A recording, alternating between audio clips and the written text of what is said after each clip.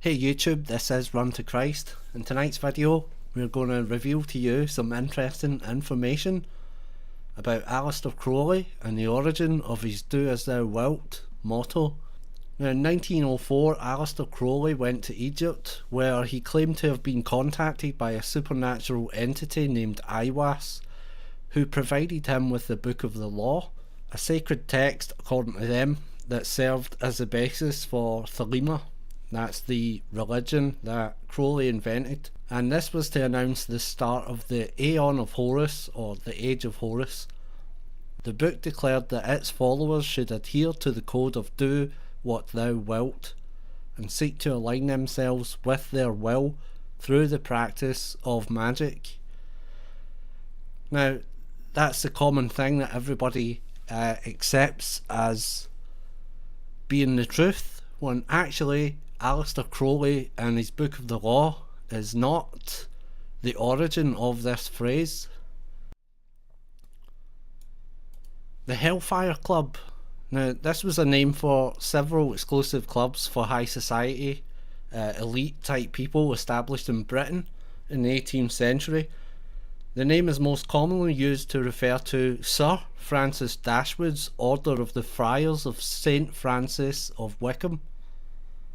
Now such clubs were rumoured to be the meeting places of persons of quality, inverted commas, the elite people, high society folks who wished to take part in socially perceived immoral acts. The members were often in politics. Sound familiar? Neither the activities nor membership of the club are easy to ascertain, for the clubs were rumoured to have distant ties to an elite society known only as the Order of the Second Circle. Now you can only imagine what went on at these types of places. The Second Circle is actually a reference to Dante's Inferno, and the Second Circle is to do with lust. So Sir Francis Dashwood and the Earl of Sandwich are alleged to have been members of a Hellfire Club. Dashwood founded the Order of the Knights of St. Francis in 1746. The club motto was, now this is a French word here, I don't know how to pronounce it, but somebody does.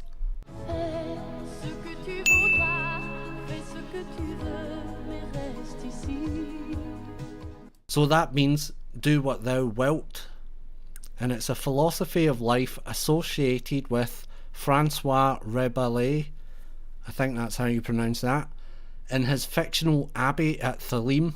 And this was later used by Crowley, and even named his house the Abbey of Thelema. So this is Crowley's house in Italy, which he called the Abbey of Thelema. This is the outside of it here, and some of his artwork is still visible. You can see the number 93 and 666 here, and Greek. So this Francois Rabelais, he wrote a couple of books which was about giants of all things, and in the books it was first mentioned of the Abbey of Thelema, which was, according to the fictional book, it was built by the giant Gargantua. And it says here, all their life was spent not in laws, statutes or rules, but according to their own free will and pleasure. Do what thou wilt, because men that are free, well-born, well-bred, and conversant in honest companies have naturally an instinct and spur that prompteth them to virtuous actions. Yeah, right.